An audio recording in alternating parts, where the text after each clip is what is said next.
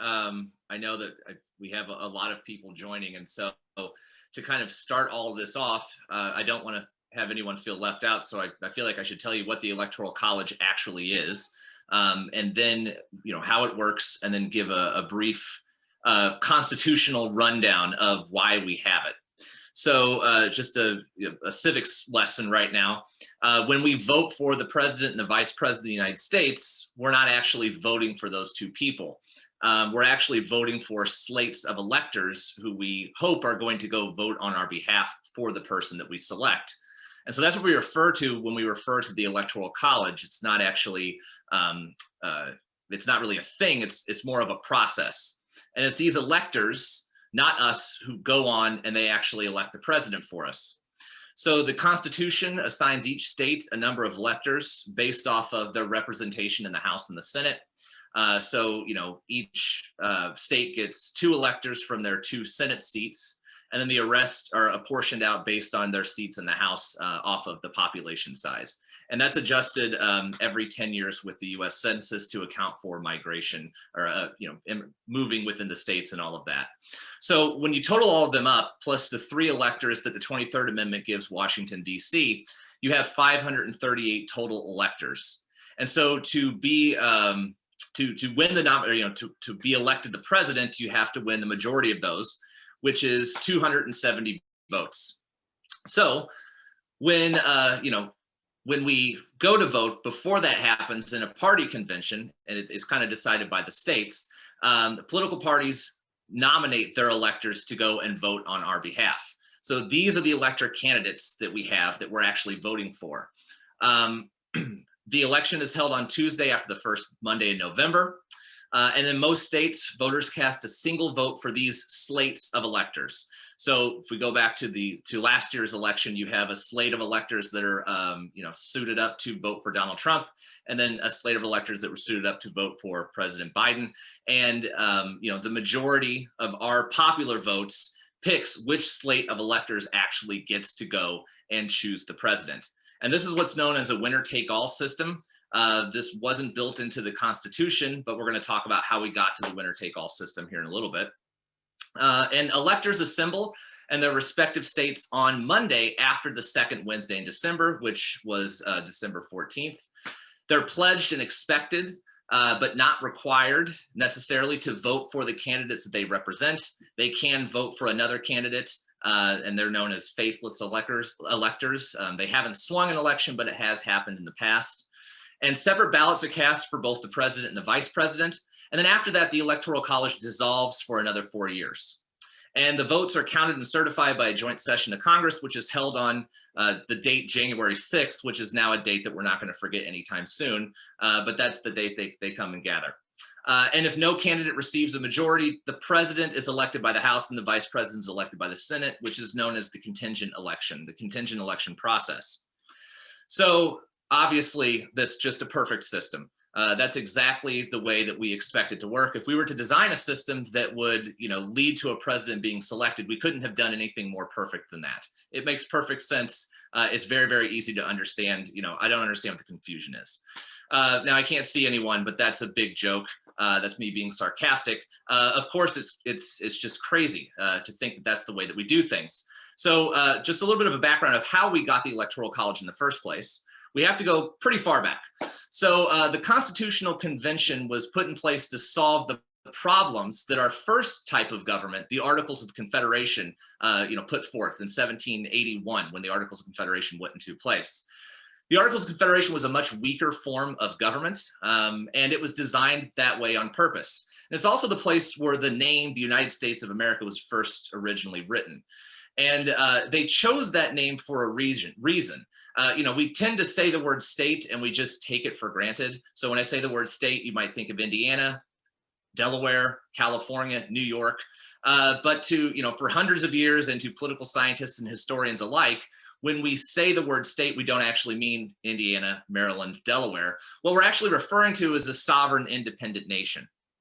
And it was called the Articles of Confederation because a confederacy is a union of independent nations. So we can kind of swap some words around and play with this a little bit and exchange synonyms. And the United States of America, when it was put into effect, means the united independent countries of this region that we call America. And the Articles of Confederation were designed to reflect that sentiment.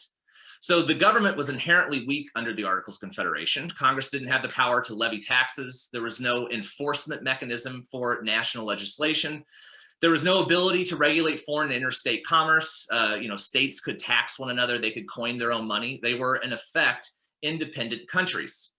And there were a number of problems that came along with this, a number of collective action problems. You couldn't raise a standing army. The country couldn't really defend itself, and it couldn't grow strong at all. So the issue of the Constitutional Convention was to strengthen the government.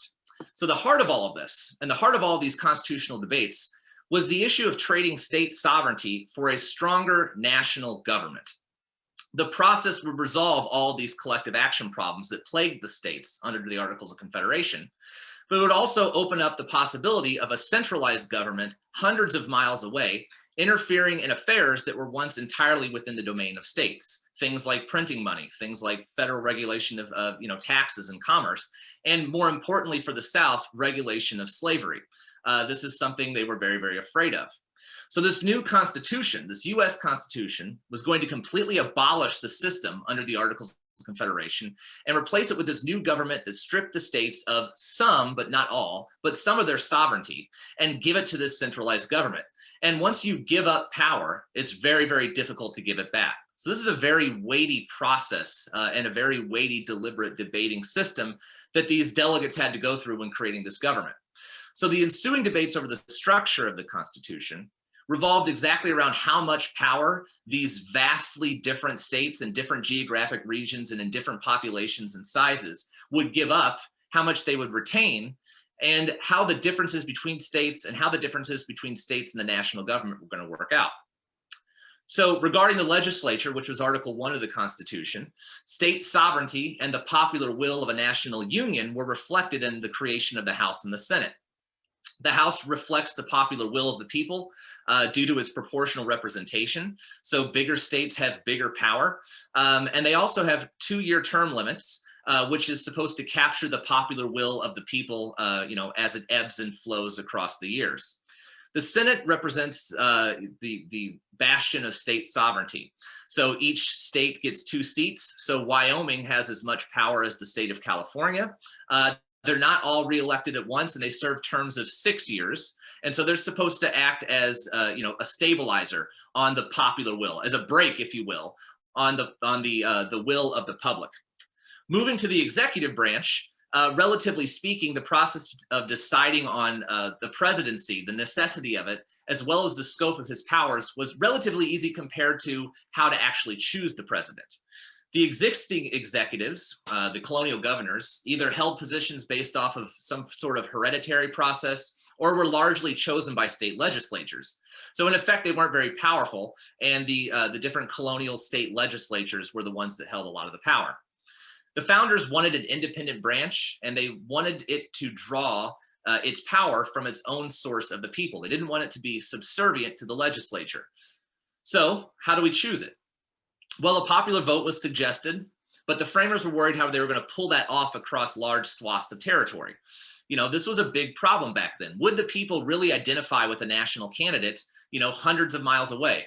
How you can't in Georgia, you can't live stream a presidential debate, back in 1796, for example. So, thinking about this logically, could we really identify with a candidate that we'll never, ever, ever hear speak, probably in our lifetime, and maybe see a portrait of? Plus, there was an issue of centralized voting with the federal government. They were worried that it could, be open to manipulation. Another big issue was the one of slavery. So the 3/5 compromise was this big compromise between the North and the Southern states, and it gave Southerners an advantage in the House of Representatives. And this is because under the 3/5 compromise, slaves counted as 3/5 of a person for the purposes of allotting seats in the House. So what slavery did is it artificially inflated the population of white property owning males in the South, and thus their ability to influence national legislation. A national popular vote would not benefit the South in any way. As a matter of fact, it would be likely the North that would be choosing the presidents. So in order to weave all these compromises together that were already put into place, a committee of 11 was formed, and they came up with this idea of an electoral system with electors. Each state would be entitled to a number of electors equivalent to its total membership in Congress, which was going to be a reflection of the compromises between the big states and the small states, as well as the compromises between the northern states and the southern states. The state legislatures would be in charge of determining how the electors are chosen. So there's this a little bit of an overlap between the public gets to choose the electors, but then also the state retains the right to choose the presidency. The electors were going to meet in the state capitals on the same day to cast their ballots, which thwarts this centralized plan of deviousness and manipulating elections. And then if there's no majority of electors, the Senate chooses, but it was changed to the House after the Committee of 11. So the Constitution was this gigantic compromise amongst the states. It was this big political process, and the Electoral College is just another piece of this compromise. And that's how it got to where it is, and that's why it's the system that was voted on. It's not anyone's best choice, but it's the choice that everyone could agree on. And it didn't work out the way that the founders actually intended for it to work out. And to be honest, the founders didn't really know how it was going to work out. Any issue they kind of thought would be resolved through the constitutional amendment process. They were also pretty certain that the Constitution was an improvement on the document of the Articles of Confederation. So let's just kind of go with this system. And another thing they knew is that, no matter what system we had in place, we're pretty sure that George Washington's going to be the president. And some figured that he was going to serve the president for his lifetime, to be this stabilizing force within the executive branch. And that didn't turn out to be true as well. He did become the president, but not for multiple terms. So they just kind of figured that, this is the system we'll put in place. It'll be George Washington, and then we'll just kind of see how it turns out. Very, very smart people, but also very, very human people. What they fundamentally missed was the future of the national party system and its complete domination over American politics, including its domination over the electoral system that we have today. This includes their control of the electoral process and this evolution to the general ticket. Neither of these developments were the things that the founders wanted or foresaw, yet the founding fathers actually played an active role in some of these things. So to kind of build off of that, I'll turn it over to my colleague and take it from there. Thanks, Kyle, and thanks to Rhoda and the organization for inviting me and us to hold forth on this. We've agreed on a format that's going to involve a little bit of tag teaming and going back and forth, not just one presentation and then another. And the place that I'm going to start, I mean, I've written the book, Why Do We Still Have the Electoral College, is in some sense a chronicle of the very many attempts that have been made to reform or abolish the Electoral College. And when I say very many, more constitutional amendments have been introduced on this subject than on any other in the history of the United States. The number, it's a little hard to be precise, the number is somewhere between 900 and 1,000, and constitutional amendments began to be introduced roughly 10, 12 years after the Constitution itself was written. So let me start out by talking about some of the things that people were dissatisfied with in the past, and then make a few comments also about some things that we've seen in the last couple of months, that some additional problems that have made people queasy. And I think the place to start with the original problem is this: it has to do with the evolution towards what we call winner take all now, or sometimes called the unit rule, that in most states, all but 2 states, that the winner of the popular vote gets all of the state's electoral votes. As Kyle mentioned, that's not in the Constitution. And according to many of the framers who were there, including James Madison, that's not what people had in mind. They thought that, in fact, for one thing, in a number of states, there would not be a popular election. And they let the wording of the Constitution leaves it up to the state legislature to decide whether or not there will be a popular election. And state legislatures have autonomy about that, at least up until the moment that an election is held. And in fact, I think it's correct that Rhoda and other people here are based in New Jersey. Well, Kyle, if you're in Fairleigh Dickinson, you are based in New Jersey. There was a famous instance in 1812 where New Jersey had scheduled a popular election for president, but then it looked like it was going to go in a way that the legislature was not happy with, so they canceled the election actually a couple of weeks before, and the legislature chose its own electors. Now, I grew up in New Jersey, so I'm familiar with some of the rough edges of New Jersey politics, and that probably wouldn't surprise anyone. But in effect, what happens is that the system that we call winner-take-all, which became dominant by the late 1830s, emerged as a result of partisan conflict, precisely out of the appearance of the political parties that Kyle referred to, and that were not anywhere on the radar screens of the framers when they wrote the Constitution. The emergence of political parties led to attempts to try to game the system. You saw signs of this in the 1790s already, serious signs of this. And then it comes to a head, in a sense, in the election of 1800. The election of 1800 was a rematch between John Adams and Thomas Jefferson. Adams had won narrowly in the Electoral College in 1796. And he had benefited from one or two electoral votes from Virginia, because Virginia used a district system to choose its electors. And the Virginia legislature didn't want that to happen again. So they passed a new law in 1800, before the elections, saying that Virginia would now cast its electoral votes winner take all, which would guarantee that Jefferson got all of the electoral votes of Virginia. Shockingly, Massachusetts, the home of John Adams, decided to retaliate and do the same thing. And in a sense, they were then off to the races as one state after another converted to winner take all or to legislative choice.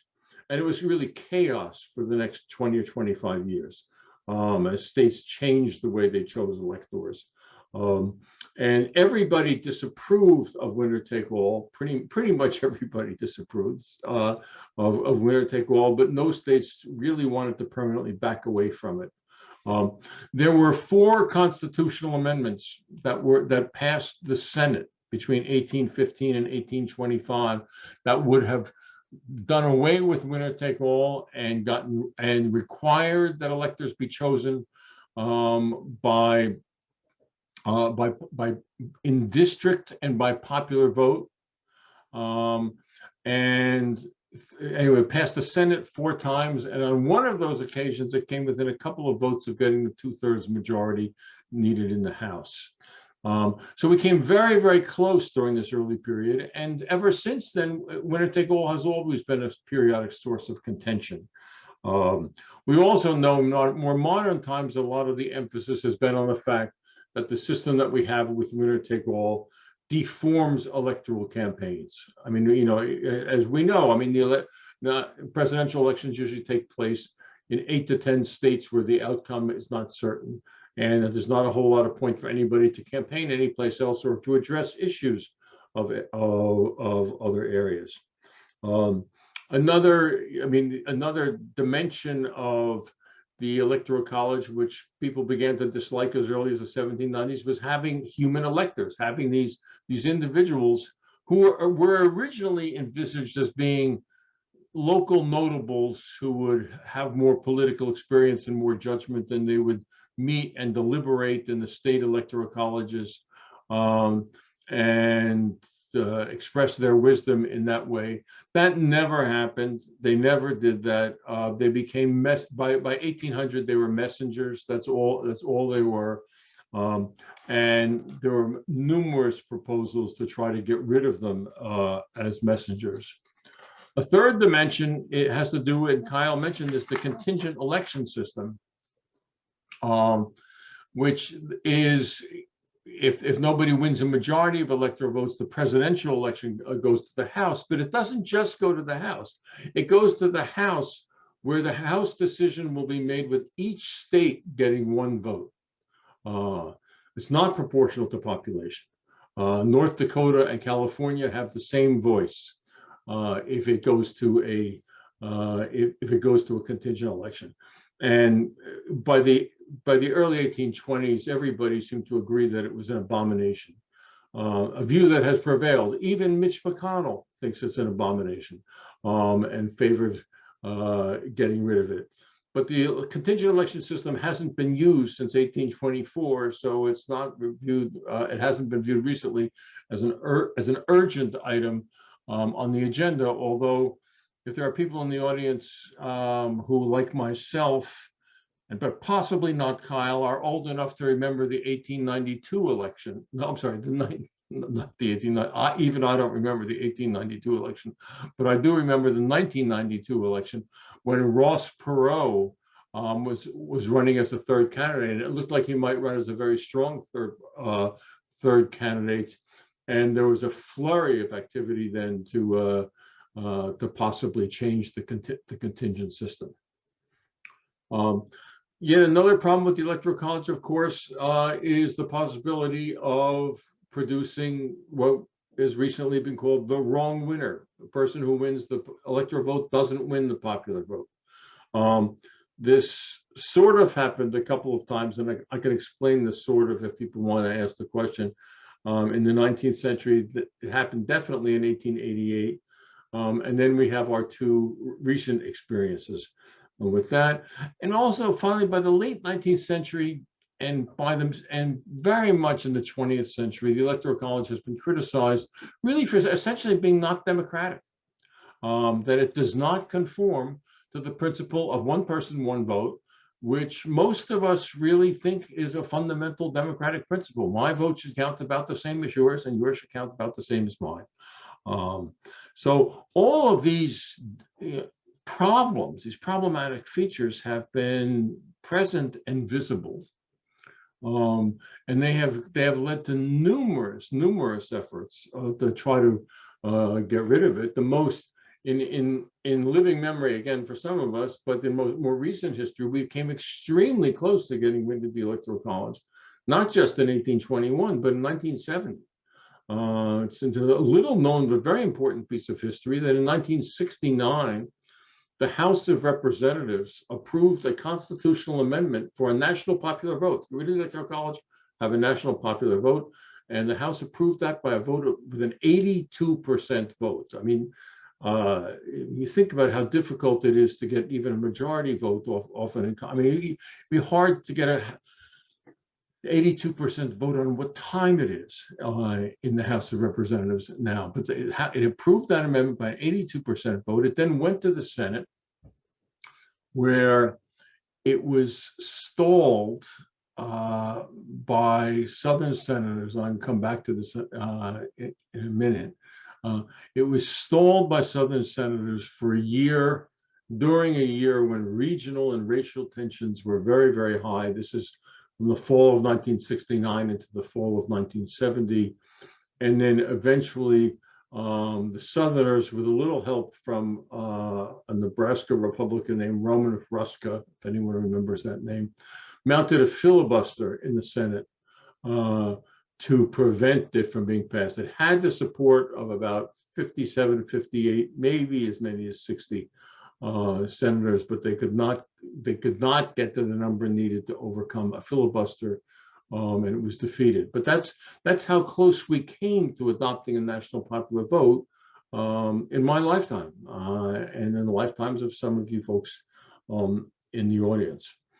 More recently, turning to the more recent election, it seems to me that one of the or several of the things that were revealed in the course of the last few months were some flaws in the intricacy of the process that we hadn't paid much attention to before, but which we will be paying attention to in the future. I mean, many citizens will. One of these, of course, is what has been implicit in this, in the earlier conversations, which is legislatures have the right, as the Constitution is now written, to decide that there will not be a popular election in a state.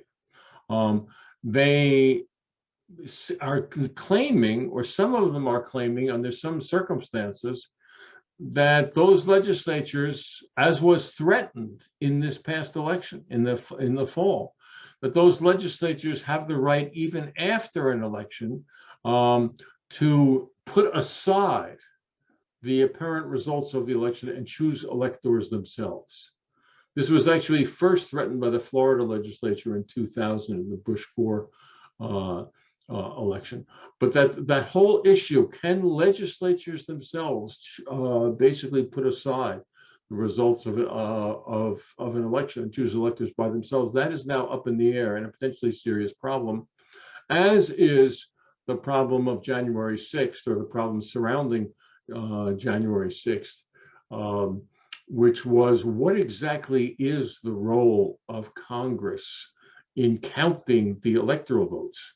I mean, is it just there to count, or ought Congress use its own judgment about the merits and worthiness of the electoral votes reported by the states? This is all tied into an extremely murky and important piece of legislation called the Electoral Count Act of 1887, which arose out of the electoral crisis of 1876. And the Electoral Count Act governs these issues, but it is written in language that no one has ever understood. So there's plenty of room for conflict over it. So let me spend the last few minutes and then turn this back to Kyle for a while. But my last few minutes on this is about why the Electoral College has been so hard to change. You know, I've written this book a bit, which is about 220 years of failures, which, by the way, doesn't leave me completely pessimistic about change in the future. But we can talk. We'll talk about that in our next round. But why have we not been able to? Given all this discontent, why haven't we been able to do something about it? Well, one simple part of the answer is that it's hard to amend the U.S. Constitution. You know, I think Kyle is quite right that the framers said, well, you know, this is the best we could do. It's better than the articles, and they can amend it. But the amendment process is tough. You can't amend to amend the Constitution. You need 2/3 majorities in each branch of Congress and 3/4 of the states. That's you know, since the Bill of Rights, there have been less than 20 amendments passed. You know, and that's 230 years now. So it's a very high bar, but it has been done, and it has been done with respect to voting and democracy issues repeatedly. But it's hard. The second issue, and this is more painful for us to absorb, is that the Electoral College has been preserved by the desire to maintain white supremacy in the South. Kyle laid out very clearly the ways in which, when there was slavery, it was to the advantage of white property owners in the South to have the Electoral College system with the 3/5 clause. That's absolutely right. And they wanted no part of a national popular vote. And when the idea was brought up, they vetoed it emphatically and said they would not even have a serious discussion of it. But what is less well known, and I go into this at some length in my book, which I certainly recommend that you buy and even possibly read, is that after the Civil War and after Reconstruction, the situation became even more extreme. Because what happened after the Civil War, obviously slavery was ended, and African Americans, the freedmen, were declared to be citizens, which meant that they counted 100% towards representation in Congress and towards electoral votes, right? They counted fully, and that was, and that's true as of the end of the 1860s. But by the 1880s or 1890, at the latest, in some states, African Americans have been disenfranchised again. And what this meant is that white Southerners benefited from what amounted to a 5/5 clause. They've got representation in Congress and electoral votes in the name of Black people who themselves could not vote. And the white South became a bulwark of opposition to adoption of a national popular vote. And that was true at the end of the 19th century. It was true throughout the first half of the 20th century, and it was true in that episode in 1969, 70. And again, for those of you who may have studied some of the history of this period or may remember this from your own experience, the leaders of the filibuster against the national popular vote were Strom Thurmond, Sam Ervin, and James Eastland of Mississippi. And then we can trace this out, and they really did this because they thought the Electoral College was necessary to prevent the Southern way of life. The third factor I want to mention, and I think Kyle will go into this somewhat too, that has prevented reform is partisanship. But what's important to note is that partisanship hasn't always been an obstacle. 1969, 70, there was tremendous support from both Republicans and Democrats, and support and opposition on a bipartisan basis. And that was true for most of the other periods of reform. Opposition to reform and favoring reform did not break down on a partisan basis. But since 1980, the Electoral College has become a completely partisan issue. And one can note the turn with some precision. The Republican candidates for president and vice president in 1976 were Gerald Ford and Bob Dole. And Ford and Dole both supported a national popular vote, and they did so after the election of 1976. They thought they should get rid of the Electoral College, even though they actually almost eked out an Electoral College victory in 1976, but they thought that it should be abolished. But the more conservative wing of the Republican Party, which took over really in the late 1970s and into the 1980s, thought otherwise. And it has been a staple of Republican thought since 1980 that Republicans will do better with the Electoral College than they will in a national popular vote. And certainly the recent statistics reinforce that. Not only have 2 Republicans won the presidency while losing the national popular vote, but Democrats have won the popular vote in 7 of the last 8 elections. So the partisan opposition has been a serious problem for the last 40 years, and at some other moments as well. And I will talk, when it comes back to me, I'm going to talk about some methods, some possible approaches to change, but let me now turn this back to Kyle and let him run with it for a while. You're muted. There we are. So yeah, I think the interesting thing, if you haven't followed this as closely as we've been researching this, is that this is not a new thing. We're all riled up about it after 2016.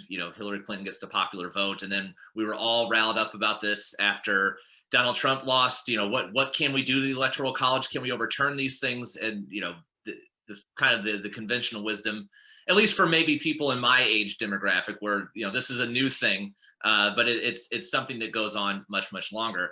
And all of the explanations that you've given have been varied explanations. It's partisanship, it's white supremacy, it's the structure of the Constitution. And so I guess to kind of sum all this up, there isn't really one singular reason why this thing hasn't been overturned, except for the fact that the status quo is just really hard to overturn. We have 330 million Americans, and it's just very hard to make change in something that large. I guess I'll speak a little bit to people who have asked me about the Electoral College, especially in the past 4 years. Why can't we do anything about this? And so I guess the approach that I kind of try to take is to put this into the big picture of why it's hard to overturn, and maybe why we shouldn't be, I shouldn't say so upset about it, but just to kind of put the Electoral College into the bigger picture. So you've mentioned the institutional issues with the Constitution to overturn it. One thing that needs to be mentioned as well is that the states can control this process, so they can unilaterally get rid of it theoretically if they want to. However, as much as states don't like this general ticket idea, it would take a tremendous amount of coordination for states to get rid of it all at once.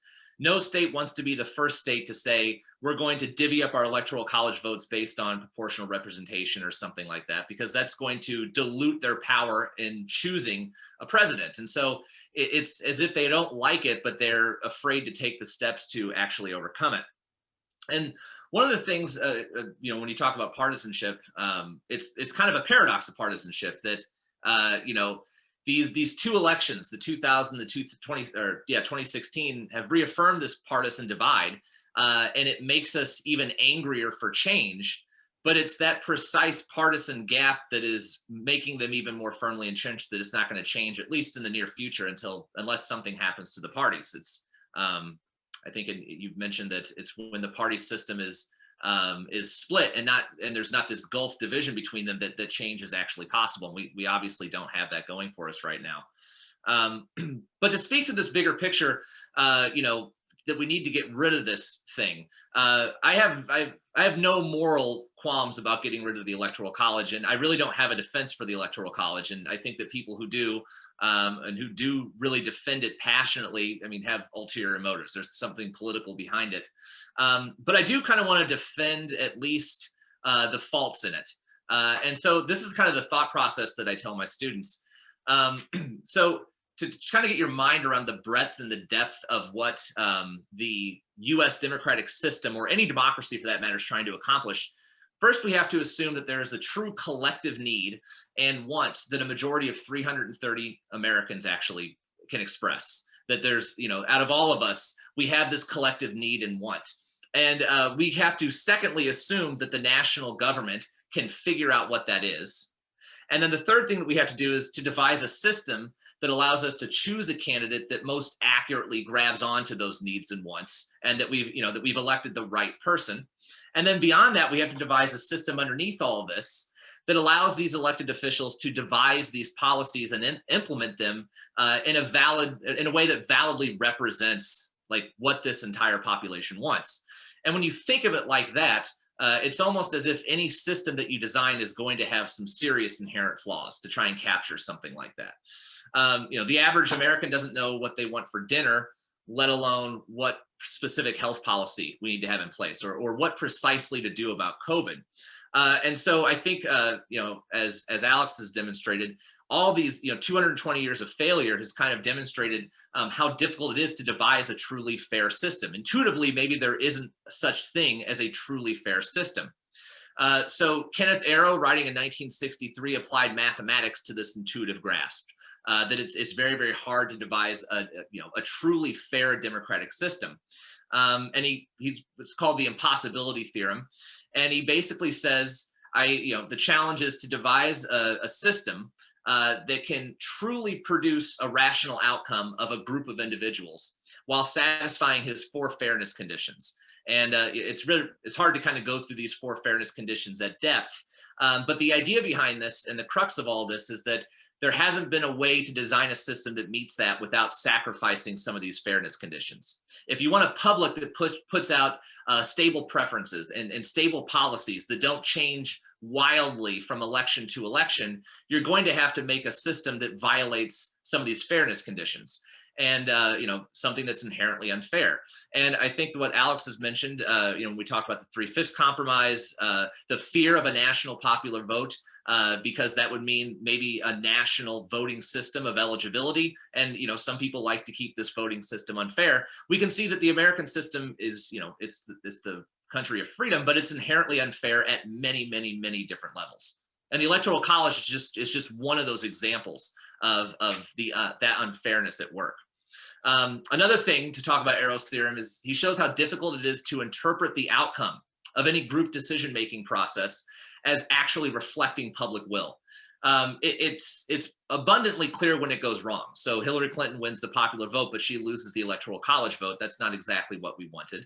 John Adams as president, Thomas Jefferson as vice president. That's probably not what the people wanted. These are, opposing political parties.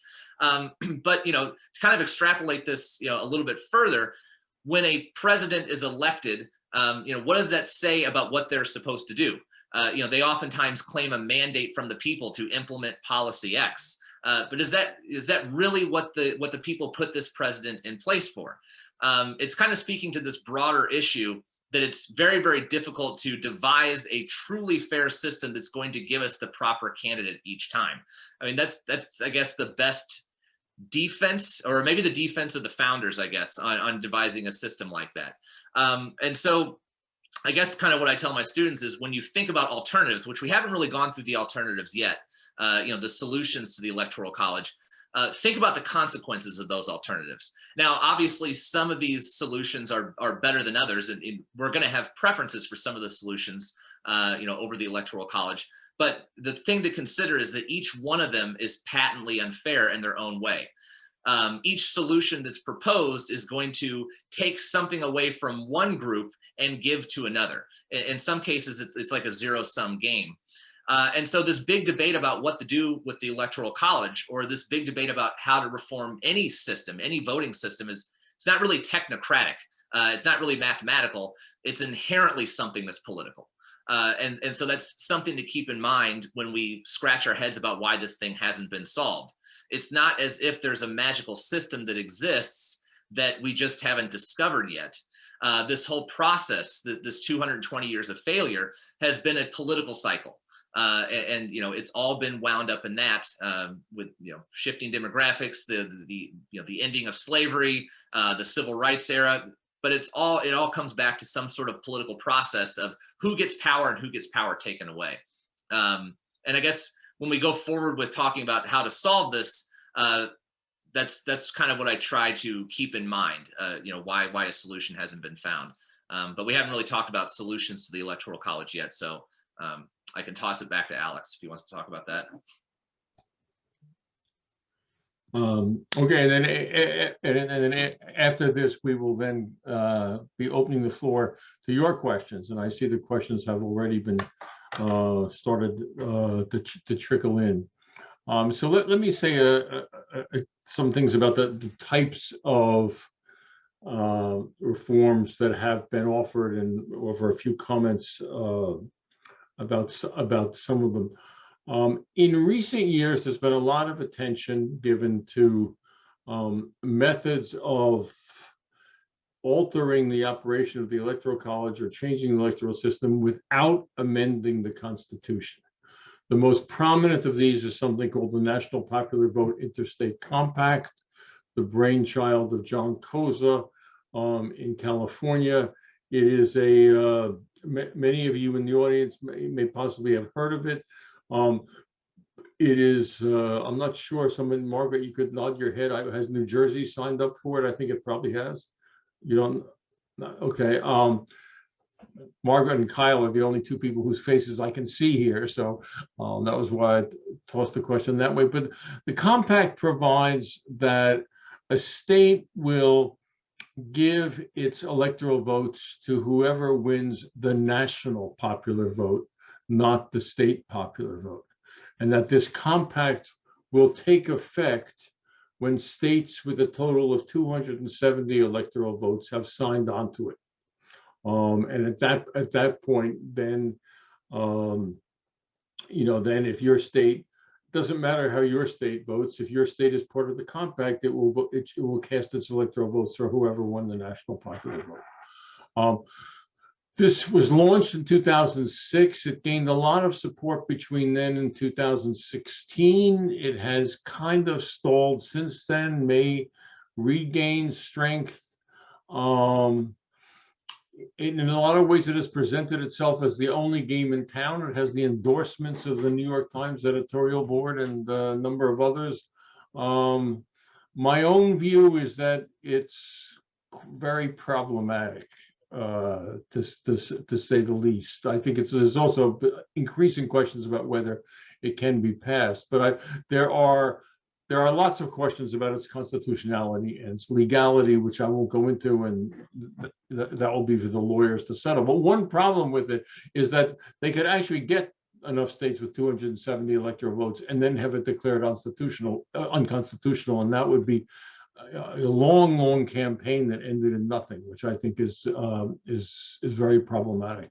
I also think that the National Popular Vote Interstate Compact is inherently unstable, because it doesn't abolish the Electoral College, it leaves it in place, and as long as the compact exists, that would operate. But I have the compact will only be effective if states that voted for one candidate end up casting their electoral votes for other candidates because of the national popular vote. And I don't, maybe other people are more selfless than I am, or have a more benign view of, of politics. But I live in Massachusetts, and I think in Massachusetts, votes Democratic in presidential elections. But and Massachusetts has joined the compact. But I think that if Massachusetts found itself casting its electoral votes for a Republican after the state had voted Democratic, I think that there would be immense pressure on the state legislature to get out of that compact before the next election. And if it got out of the compact and other states did the same, then the compact would no longer be in force. And then you'd be in a situation where you had the compact in one election, the regular electoral college in another. It would be going back and forth. You don't have a stable system. So I think it's deeply problematic. There are people who are at work on trying to find simpler, more streamlined versions of non-constitutional amendment paths, but I'd be delighted if somebody came up with something that looks feasible. One other thing that can be done without a constitutional amendment, and this deals with the things that I've shown more recently, is that the Electoral Count Act can be changed by legislation, and there will be an effort in the next Congress to do that, to try to avoid some of the problems which reared their head in the last 3 or 4 months. And other ideas that have been put forward are to divide up, because winner take all really is seen as in many ways the largest of the problems, are to elect electors by districts. And that's a really good idea in theory, but anyone who's heard the word gerrymander might decide that that's actually not a very good idea. Our gerrymandering problem is bad enough without importing it into presidential elections. And for that reason, the idea of district systems, which was the dominant alternative for the first 2/3 of the 19th century, when gerrymandering became very common at the end of the 19th century, it was replaced by support for a proportional system. A proportional system is if you win 42% of the vote in New Jersey, you get 42% of the electoral votes, and you divide them up that way. I have found myself with growing sympathy for a proportional system, because it would meet some of the objections of people who are concerned about centralization and letting states remain somewhat in control of elections. But it will take a constitutional amendment to do this, to create a mandatory proportional system. And the last option, of course, is to have a national popular vote, and which would be my first choice, and which is supported by a lot of people out there and opposed by a lot of people out there. I think actually this last election has raised the energy on both sides. It's raised the energy of both supporters of a national popular vote who don't, once again, in this election, we saw that there was a huge gap between the popular vote and the electoral vote. But there are also people who I think more in that a national system might be prey to manipulations on a national scale that would be worrisome. Whether the country would come anywhere close to adopting a national popular vote is unclear. I think, well, one result of or key result of the 2020 election was that even though President Trump lost, the Republican Party actually did quite well in the election, in the Senate and House and state legislatures. So, and the Republican Party, I don't think is, or let me put it this way, I think their starting position is that electoral reform is not something they will favor. But, and here I go back to Kyle's statement that I disagree with him a little bit, but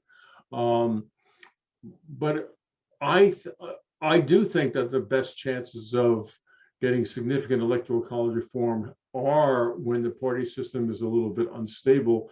And I think that we may be heading into such a period. I mean, I don't know what's going to happen to the Republican Party in the next 2, 3, 4 years.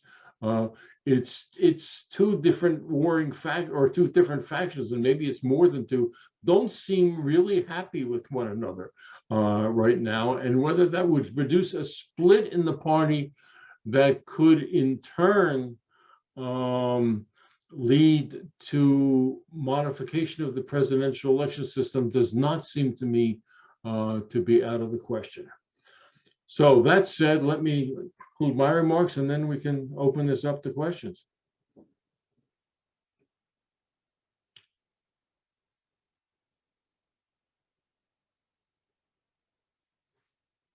My audio, okay. So hi, good evening, everybody. I'd like to begin with some of the questions. We've had the opportunity to accept questions over the last week or two, so some of them are already listed in the Q&A box, and some of them have been presented to us earlier. So I'd like to just begin with a basic question regarding the benefits of apportioning electoral college votes proportionately. So we understand that there's a fair amount of political opposition to doing this, but what could we just like have a quick reassessment of the pros and the cons of going to a proportionally based voting system? I can do the pros. Kyle can do the. I don't. We can divide this up however we want. But I mean, look, the pros are that it would bring the electoral vote and the popular vote almost inescapably into much closer congruence.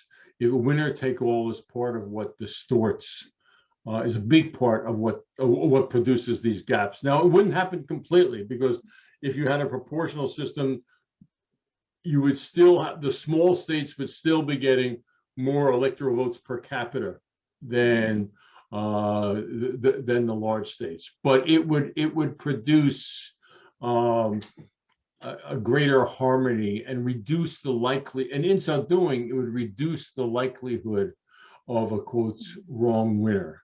I think those are the two advantages that I can think of. Kyle, did you want to comment on that? Sure, and those are great advantages, those are great pros to this. The cons obviously were the issues with gerrymandering. It's a problem now, and I don't see how that problem be lessened if now they factor into choosing a president. But what if he just did it on a proportional basis? That's just a statistically proportional basis, not based on. Oh, proportional. Oh, yeah. The cons to that. Oh, I guess is this this is me shutting down the solutions to this. I mean, you would still have, some version of the Electoral College.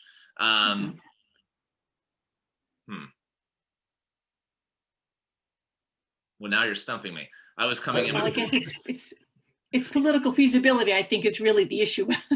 Yeah, I mean, again, I guess the con would be, what's the likelihood this is going to work? I guess if you can attack it from that type of perspective, I guess first it would have to be an elegant solution, and then second, I guess it would have to be something that could pass. So, how would you coordinate something like that across the states? Some sort of proportional system. What's the feasibility of that? And I guess you said that the future of the parties are uncertain. And so I guess you have this sliver of hope that maybe if the Republican Party kind of falls into these warring factions, then we have some possibility of rearrangement that we can enact something like that. And if that's possible, sure, that's great. I don't have a problem with the Electoral College being gotten rid of. I guess my role is to just kind of say, well, look how hard it's going to be. It's a great idea, but how feasible would it be to actually, what's the likelihood of it actually coming into effect?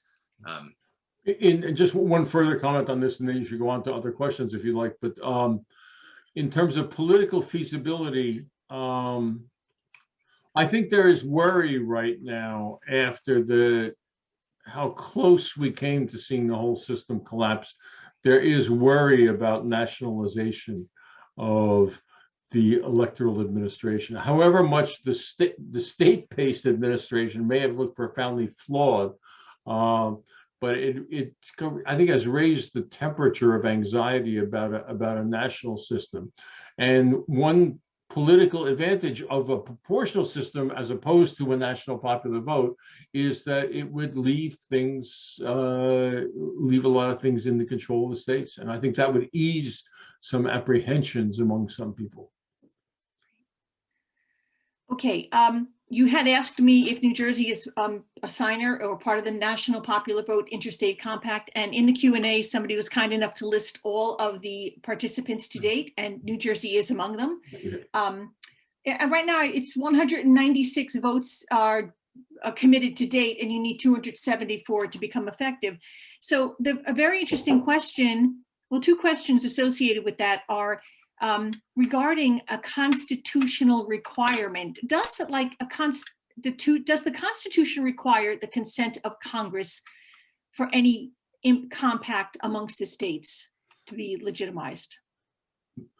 Let me offer my comments about that, and then Kyle, say whatever you have to say.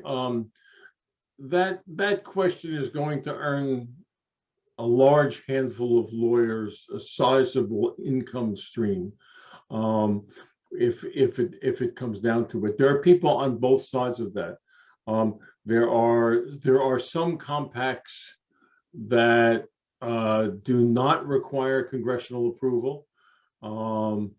It's argued by some of the constitutional lawyers I know that anything which affects the relative powers of the states does require congressional consent, whereas other kinds of compacts, to pick a non-random example, a compact to hold a multi-state lottery does not require congressional approval, nor do certain things about resource sharing. But anything which would affect the relative power of different states probably should. So I don't have a definitive answer to that. I know a whole bunch of election and constitutional lawyers, and they're divided on the subject. Yeah, I would just I would just kind of dovetail off of that. Anytime it's a subject as weighty as that, with with the consequences as massive as something like that, it's not going to be an easily discoverable solution, some legal solution. It's going to be something that, I mean, it's decided out over years, subsequent elections. Maybe one election winds up being a fluke, and subsequent elections kind of feel that out. But it's not something that'll be solved by the law, but rather by the people, passage of time, right, party realignment. Okay, so another question, and this regards the 1969 proposal. So you were talking about the constitutional amendment back in 69/1970 that seemed very close to possibly getting passed. So did the 1969 proposal require a plurality of popular votes to win, or just a simple majority? And would it be, how would you handle a case where we had, a multi-party, multi-candidate race? Like, would it be destabilizing if we elected a president on, say, 35% of the vote? So I was just curious if that was addressed. If that's the question. No, it's a very good cluster of questions, and the answers are a little different now than they would have been then. In terms of the 1969-1970 proposal, it provided for a plurality winner as long as the winning candidate won more than 40% of the vote. Okay. Oh, 40%. Okay. Yeah, the winning candidate had to win at least 40%, but if he won, likely at the time, won between 40 and 50, they would still be elected. If it was less than 40, then there would be a runoff election. Okay. That was the structure of that.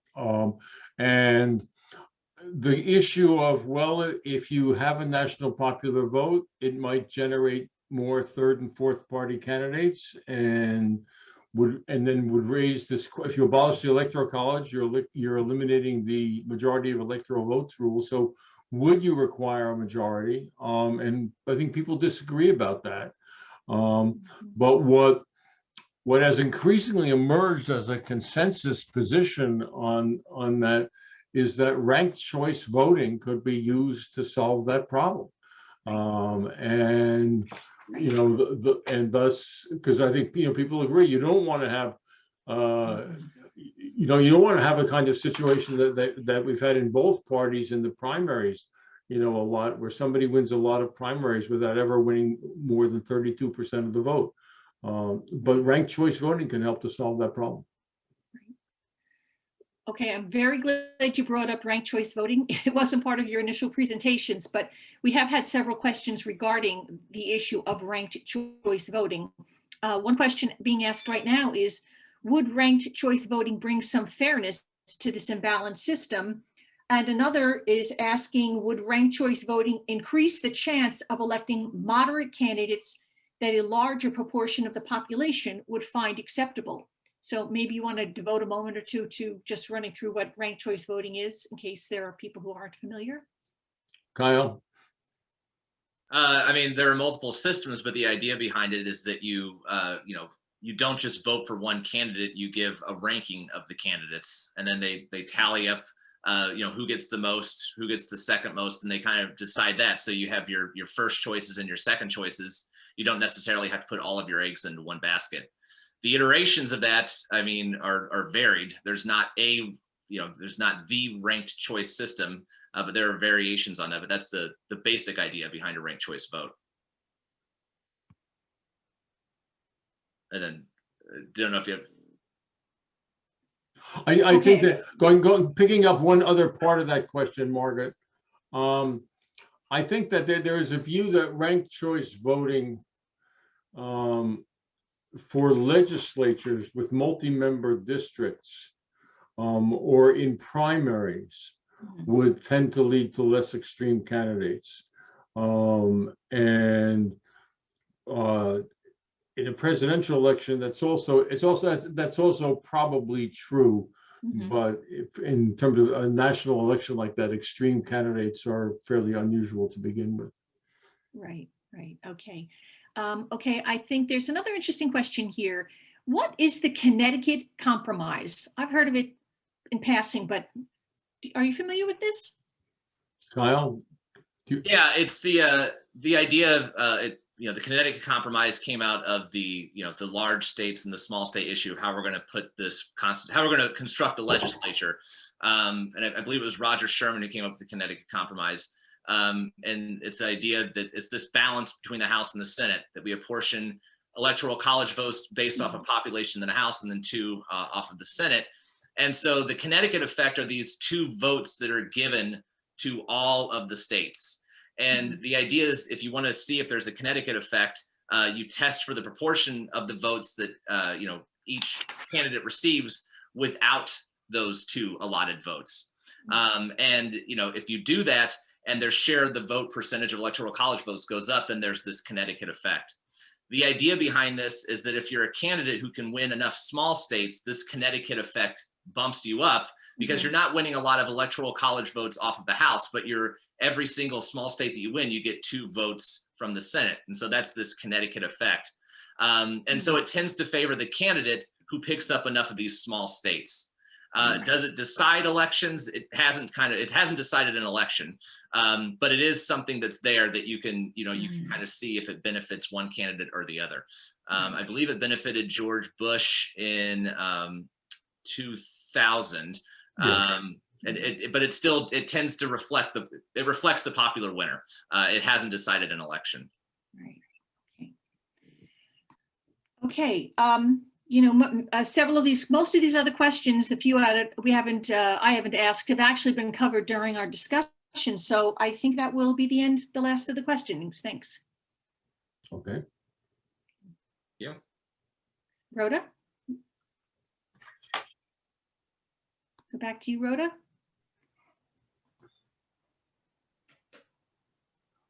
I'm waiting.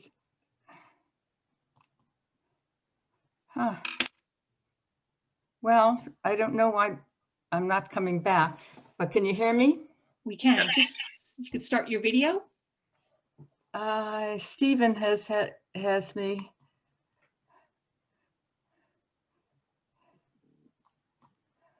Okay, there I am. Super. Okay, thank you. Thank you, Kyle and Alex. That was a really great presentation tonight and a discussion.